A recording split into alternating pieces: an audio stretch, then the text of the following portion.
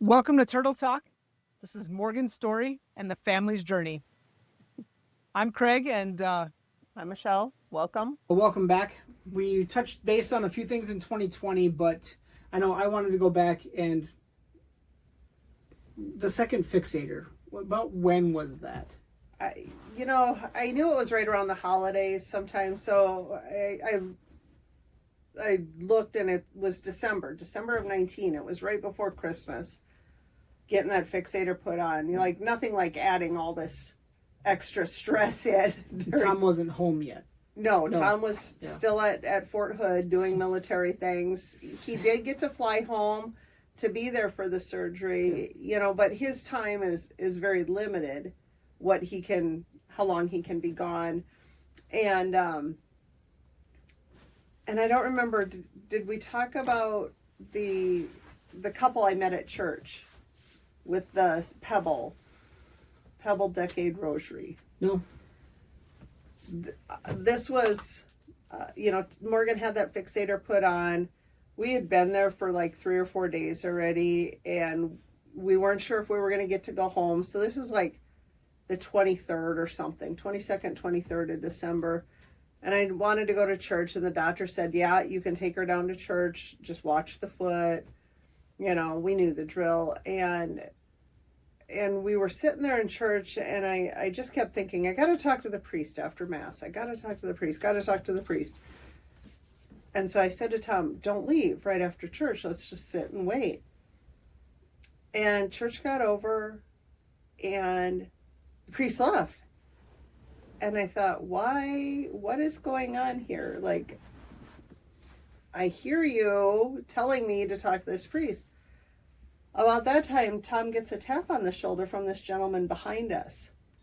And it was him and his wife and their kids. And they have, he introduced himself. And for the life of me, I'm terrible with names, so I can't remember. But I do remember he said that they owned St. Mary's Driving School in Rochester. And I thought, oh, wow, because we're at, the St. Mary's campus, blah, blah, blah. And so it was pretty awesome that, we met these people, and they said, hey, we want to give you something. And they gave us this decade rosary, and he explained that his friend had gone to Israel or Jerusalem or somewhere. I wish I could remember. And he had gone there, and he prayed and prayed, and he was healed. And he picked up these stones from there thinking this is a pretty sacred place, and brought these stones back and makes these rosaries, these decade rosaries, and had given this gentleman one of them. And he's like, we've seen plenty of miracles with this. We want to give it to you. And so they gave it to us. And, I'm all blue and sad anyhow, because it's the holidays. We don't know when we're going home. I've got Christmas ready at home. Our other kids are there. It was tough. But once again, a messenger when we needed it, from out of the blue. And we just keep saying it's a God thing. God put people in our place that needed to be there when we needed them. Whether we knew it or not, they were always there. These messengers were always there for us. And through the last few years, I keep thinking, I spend so much time in Rochester, I really would love to go sit and have a conversation and get the whole story. So, spoiler alert, hopefully we can do that and, and get another episode there. But, it's so fabulous, these people that we keep meeting, and so we get the Fixator, we get to go home for Christmas. We're extremely cautious with Morgan's foot and everything, and so we roll into January. Christmas gets done. I'm starting on the weekly trips. COVID hasn't quite hit yet, but I'm making the weekly trips. We, we're just trying to get along without Tom being there. This year has been dreadfully long without him. Thank God for the other kids picking up the slack. Brendan's still off in the military. got through basic training and his tech school and everything, and he's down in Georgia, and it just too much distance, and distance makes things hard. I don't know how people do long distance relationships. I don't even know how Tom and I have managed long distance relationships. We jokingly say now, if we spend too much time together, that we're not meant to do that. We're a marriage of moderation because we've spent more time apart in our married life than together. So, people would say, oh, isn't this so hard for you without Tom being here? And in one aspect it is, like the emotional support and the spousal support and things like that. But the rest of it is, he went to Iraq. I raised the kids without him. He was gone a little over a year and a half, and you just do. You don't have other choices.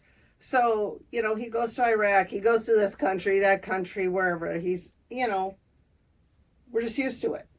So when Morgan's accident happened, it wasn't oh my goodness, what am I going to do? We just kicked in and we did, because that's how we've learned in the military life. You take the hits and you keep on rolling because you don't have other choices. Right. So I think that's where a lot of how Tom and I handled this situation with Morgan, I think that's where a lot of it came from, is we had spent so much time apart. I think I could count in 30 years of marriage, I think we've spent 10 anniversaries together. Oh boy. But it's okay. That's... life. It's life, so is Morgan's stuff, all of it, so here we are, we're back and forth to Mayo. We had Tom got off active duty in February, and finally he's coming home, but he had to go right to Chamberlain where he was teaching. He had to go back to his job. So I'm like, oh, let's just find a short-term rental or something, so he gets out there, stays at a cabin or something, and I tell you, he wasn't even there 3 weeks, and boom, COVID, all the schools shut down, and it was like, oh, well, I guess he's coming home now. So he no more than gets out there and has to turn around and come right back home, which for that I was thankful for. Could he had to teach remotely? He still had to teach remotely, but, he could be here. We didn't have to be further separated for a few more months. So that worked out really, really good. And there was one night, it was kind of comical. Every now and then Morgan's friends would pop in, all her besties from before the accident. And one of them popped in and said, can I just spend the night? And I'm like, yeah. Those girls, they laid there and Morgan jabbered the entire night. I couldn't believe it. And her friend, I went to bed, and her friend the next morning comes down and she just looks like all haggard. And I said, well, what's the matter? And she goes, Morgan talked the whole night. And I thought, shocker, that was beautiful. Yeah. I mean, that really was. She was so excited to see her friend and to have her friend there. And, it was beautiful. It was so beautiful to hear that she kept her up all night. And when her friend would doze off, Morgan would push her with her arm to keep her awake, and for me, those are the moments we cherish, because that shows that Morgan knew who she was and just picked up kind of right where they left off. Even though the words weren't coming out, all that vocalization was stuff we had worked so hard for with her, with speech therapy and strengthening her tongue and all of that. So it just, it was wonderful. And, so we enjoy those moments. Those moments are very few and far between now. We fast forward and all her friends have moved on. Everyone except one. There is one. Marco stays really close. He's the only one of her friends from before the accident that has continued to maintain a constant communication with us to talk to Morgan and see how she's doing. So for me as a mom, that's so hard. that is, one of her friends is like, her bestie was like, I'm not going to get married until Morgan can go down the aisle with me. And she got married about a year ago. And, just because Morgan can't walk down the aisle, Morgan could have rolled down the aisle with you. But, she too had walked away from the friendship. And I know, I get it. I get that it's hard. Morgan can't talk to you and you can't run out and do stuff like you want to do and everything. But yeah, it's very heartbreaking to me that, Morgan's friends now are family and her therapist. And her therapists have become just, they know her, they tease her. It's like they've been friends forever. And, it's wonderful. Yeah. That piece is wonderful. And I'm thankful for that. But I'm really sad. And I understand. Someone said I had to cut all her friends slack because they're all kids. And I do get it. But this was your best friend for a long time. And, I don't know. Maybe I'm too harsh or too judgy, but it's still my baby, and I just want what's best for her and protect her and everything. So, well, and then, COVID hit and everybody's kind of bored and stuff. Well, then there's our dear son, Brendan, who is in the military, and he had met this really sweet gal. Her name's Gabby, and they didn't like being apart, I guess, so they eloped. Oh, okay. So welcome to the family. We get a new daughter-in-law during COVID, and I get it, it was a crappy situation, and they just knew. I mean, I think if you're truly in love with someone, you just know that this is a person you're meant to be with, and those two are so cute. So then, of course, we get this phone call that says, well, hey, and I'm like, you did what? What the hell? And I hung up on him. I was so mad that he didn't give me a heads up first, that they just did, and then call me after as an afterthought, but was it an afterthought, or was it so you couldn't talk him out of it? probably the latter. Yeah, got your back. Yeah, Brendan. But we're just so our family grew, which was wonderful. I mean, what a blessing, I'm thankful that we had, our family vacation in 19 before, before we had gone to Mexico right before her second fixator put on and stuff. Tom was able to get a little time off, and we went, but that's when we all got sick. We came home, we got sick, and then, here a few months later, it's no longer just the virus or the flu. It's now this whatever thing they're calling it. I think it was overrated, but sorry. Everybody's got their opinions. That's my opinion. So then we kind of fast forward to burping. Oh, yes.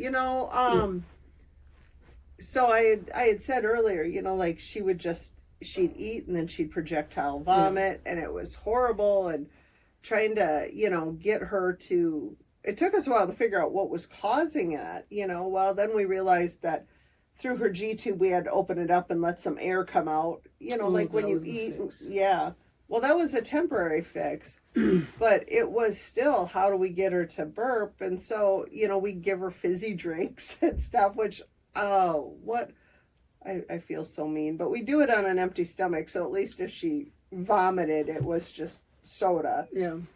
But that started the burping process, and she slowly figured out, it's not like we did this every day. We were not hurting her, but she had to learn how to burp. She had to learn how to burp. Everything that we've done since the accident, look at it this way. Her brain just got shaken. So everything she knew is still there, but we have to rewire all the neurons in her brain. And the only way that you can make these neurons do what they're supposed to do and fire like they're supposed to is you recreate muscle memory. That's a term we've heard millions of times. Recreate muscle memory. So by doing that,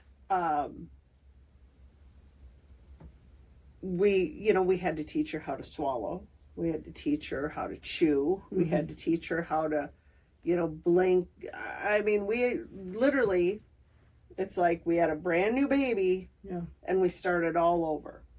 We just did it a little faster this time, but, so burping was the next thing. And it's not like you can just put her over your shoulder and pat the back and get her to burp, right? Like, she's an adult. So, that took a little doing. So we figured out that, hey, if we use carbonated drinks, give her some through the G tube, it would fizz and all of a sudden she could go bleh and burp. So, in January we started that, and that's when we really finally started seeing some consistency in her burping and her ability to do it. And then her burping got even better to where she'd be eating and she'd close her mouth for a bite and she'd kind of get this funny look and all of a sudden she'd go bleh. But that's when the belching started. And it was great because now we don't have projectile vomiting anymore. I know, it was wonderful. It was like, score one for mom.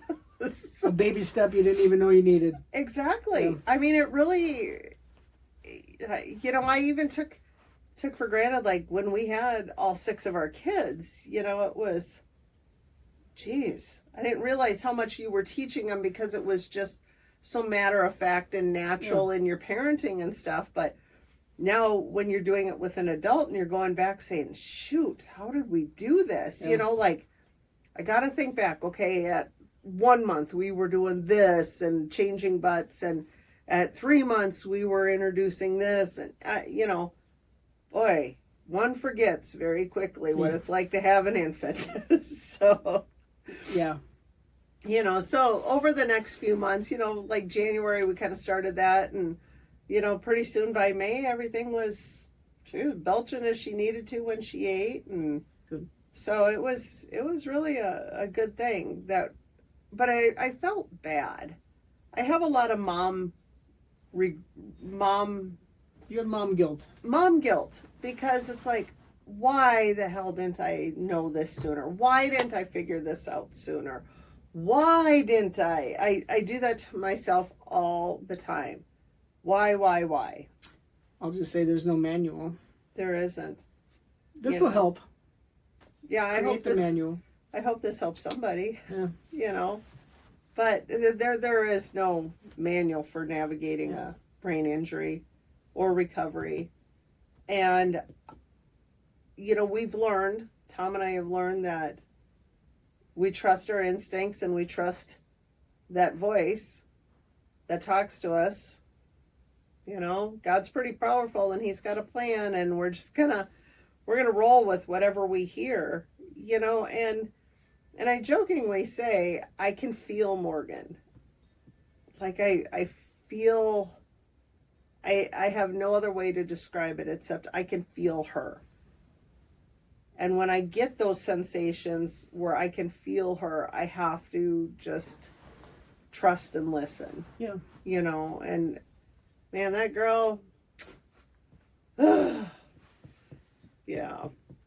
So, through this time, we had the fixator put on, and then they did a couple selective neurectomy stuff on her arm, on both of her arms, with some tendon transfers and things like that to, give her more of a pinch and stuff. Well, by God, they worked, because it took me a while to figure this out, but we'd be in a store and slowly her arm would go out. And if I stopped too long in a store, all of a sudden we're leaving a trail of stuff behind us because she's grabbing it off the shelf and dropping it on the floor, which, yay, her arm movements and stuff were still kind of slow, but by doing these selective neurectomies, and what they are is they isolate the nerve bundle to wherever the problem is. Okay. So her hands were like this. Right. Okay. So they went in, and instead of her hand being like this to grab stuff, you can't really grab it like this. You need more like this. So they transferred a tendon from here to give her this. And then the nerves that were doing this, they isolated, and then they snipped them. And so then her fingers could relax naturally, because when your neurons are firing, right? They fire, and then it's going through your whole nervous system, and these nerves are like on circuit overload because they can't control the firing. So we just take that piece of it out. So then she's able to still do stuff. They don't cut all the nerves to that location, but they isolate one or two of the nerves in that bundle that's causing the biggest amount of problems. And by stopping those and shutting them off, then it allows the weaker nerves to take back over to give her this grip, right? Cool. So it was really cool. And by doing the neurectomies in her upper arm here and through here, it was all over. Yeah. But the best thing we got out of that was her arms were loose. She could pinch. So now guess what? She can hug. Oh, nice. So we got our first hugs about May of 2020. Like full on, wrap her arms around, give us a hug. And I bawled my fool head off on that first hug. Oh my gosh. And I didn't quite realize what exactly she was doing, because she was trying to bring her arms around, and I'm just, like gonna transfer her and everything. And she nestled her head in on my chest, and I'm kind of like, something's telling me to pause. So I raise her bed up a little bit so we're more eye to eye. And I'm like, baby, are you trying to give mama a hug? And so I reach my arms around, and next thing you know, her arms were able to come in and hug. And oh, what a wonderful feeling. Yeah. And now I get a hug every single morning out of her. So Welcome to Turtle Talk. That's the best part of my This day. is Morgan's is story and the getting family's up and journey. getting a Morgie hug.